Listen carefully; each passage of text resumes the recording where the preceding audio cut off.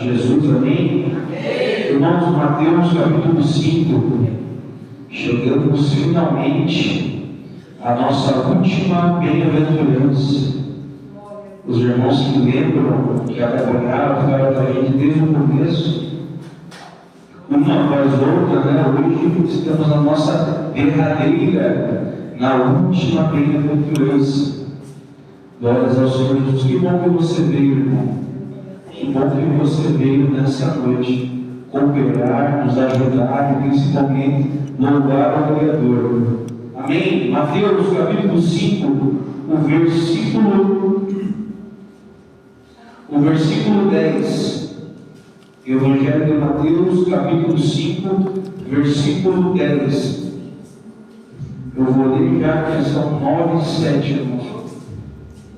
Bem-aventurados que sofrem perseguição por causa da justiça, porque deles é o reino dos céus. 11. Bem-aventurados sois vós, quando vos injuriarem e perseguirem, e mentindo disserem todo mal contra vós, por minha causa, por causa de Jesus. Exultai-vos e alegrai-vos, porque é grande o vosso galardão nos céus, porque assim perseguiram os profetas que foram antes de vós, antes de vocês. O versículo 10, agora nós vamos surpreender essa noite. Bem-aventurados ou felizes os que sofrem perseguição por causa da justiça. Agora eu vou procurar um lugar para me esconder diante desse versículo, né, irmãos? Porque é tão fácil a gente vir pregar bênção, pregar promessa, mas o que a gente faz, irmão, aí, diante do versículo desse? Felizes os que sofrem. Como você pode ser feliz no sofrimento? São palavras do próprio Messias, do próprio Cristo, do próprio Jesus. Bem-aventurado, felizes os que sofrem perseguição por causa da justiça. Esse termo, irmãos, esse versículo, esse capítulo aqui, esse verso 10, você não vai ver em grandes congressos sendo pregado. Você não vai ver em grandes campanhas alguém pregar esse versículo. Esse versículo é raro.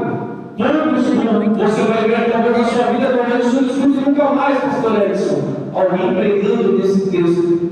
Porque a gente geralmente quer pregar Salmo 23. Não é verdade? Como os ovelhinhas de Jesus. O Senhor é o meu pastor e nada me faltará. Oh, glória a Deus, aleluia. Como é bom ouvir essa promessa. Ou talvez você vai ouvir muito por aí na sua vida o Salmo 91.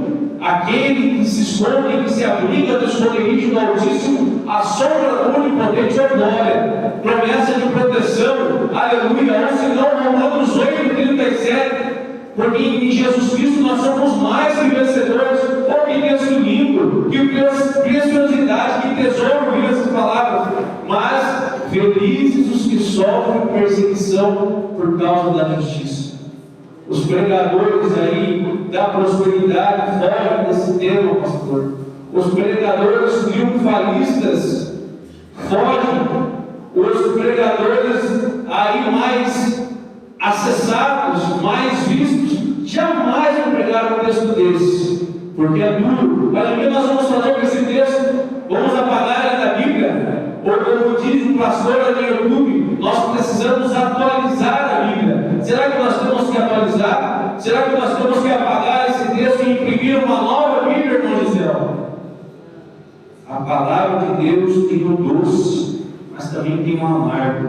E eu quero te informar que é no amargo que cura. Já viu aquele remédio amargo que te cura? Aquele mertiolate que nem existe mais, que você passava e ardia, mas ele sarava. A palavra de Deus, ela é doída, mas ela é verdadeira. E eu sempre gosto de dizer, valorize aquele que diz a verdade para você. Porque aquele que te fala a verdade, palavras duras de aconselhamento, de orientação, são palavras duras, mas são palavras de pessoas que te amam. Então valorize quem te puxa a tua orelha, o seu pai, a sua mãe, o seu líder, que puxa a tua orelha é porque ele te ama. A Bíblia também fala que o Senhor não dá um fardo maior do que aquele que nós não podemos suportar. Aleluia. Glórias a Deus.